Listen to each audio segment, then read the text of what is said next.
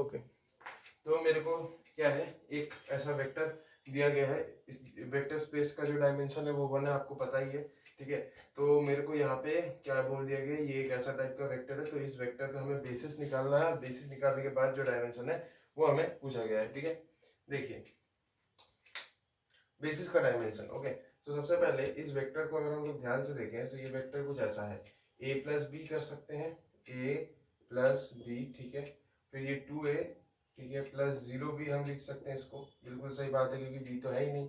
यहाँ पे क्या है, 3a माइनस बी है, और लास्ट वाला क्या है, सिर्फ माइनस बी है, राइट। तो इसको हम लोग कैसे लिखेंगे, ध्यान से देखिए, 0 माइनस बी, ऐसा हम लिख सकते हैं, बिल्कुल लिख सकते हैं। अब इसको हम लोग दो वेक्टर्स में स्प्लिट कर देंगे, ठीक है ना।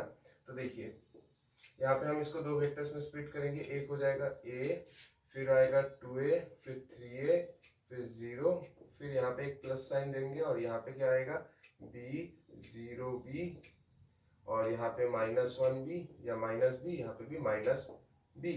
ठीक है, तो मैं यहाँ से a कॉमन ले लेता हूँ, तो ये क्या हो जाएगा, 1 2 3 0।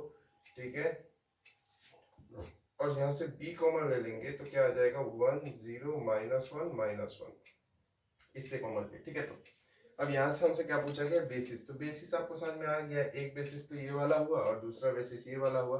अब आपसे पूछा गया डायमेंशन, तो यहाँ पे कितने बेसिस है भैया, 2 बेसिस है। ठीक है, तो डायमेंशन कितना होगा भैया, 2 हो जाएगा ना डायमेंशन। ठीक है, सीधा सीधा 2 बेसिस है ना, तो बेसिकली बेसिस का डायमेंशन पूछा गया, बेसिस का डायमेंशन।